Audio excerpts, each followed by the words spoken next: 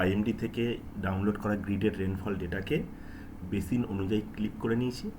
এরপর এই বেসিনের মধ্যে 365 দিনের ডেটা রয়েছে রেনফলের।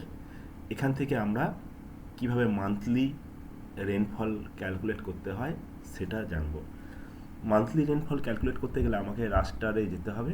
রাস্টারে গিয়ে রাস্টার ক্যালকুলেটারে যেতে হবে।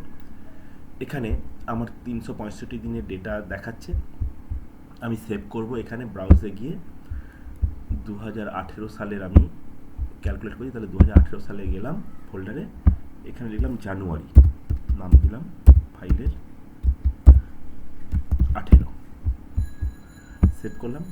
এরপর এক্সপ্রেশন তৈরি করব। 1 মানে হচ্ছে ব্যান্ড 1 মানে হচ্ছে জানুয়ারি 1 তারিখ লিখলাম, দিয়ে প্লাস চিহ্ন দিলাম, 2 লিখে ডবল ক্লিক করে প্লাস চিহ্ন দিলাম। এইভাবে 31 পর্যন্ত আমি করব।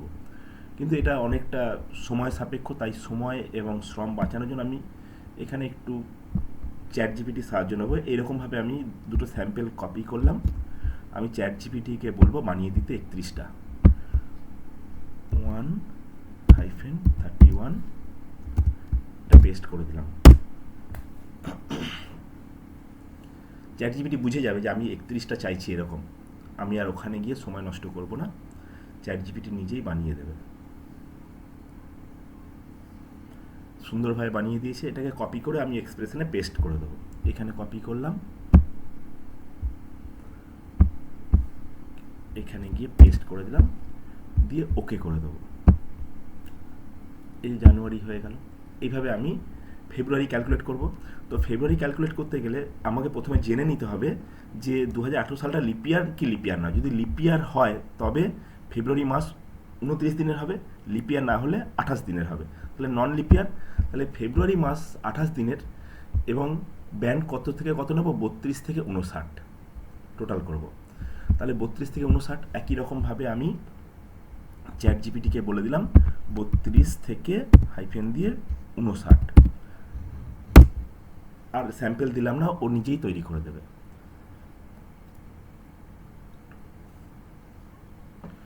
সুন্দর তৈরি করে দিয়েছে এক্সপ্রেশনটা। আমি কপি করলাম, আমি আবার রাস্টারে গেলাম, রাস্টার ক্যালকুলেটারে গেলাম, এখানে আমি ব্রাউজে গিয়ে ফেব্রুয়ারি 18 লিখব, সেভ এক্সপ্রেশন এখানে আমি পেস্ট করে দিলাম। এবার ওকে, তৈরি হয়ে গেল। এইভাবে আমি প্রতিটা মাসের আমি বানিয়ে ফেলবো এই টেবিল দেখে। এরকমভাবে জুন মাসের হচ্ছে 152 থেকে 181, ডিসেম্বর এইভাবে 335 থেকে 366 ব্যান্ড যোগ করে করে আমরা মান্থলি রেনফল ক্যালকুলেট করতে পারি।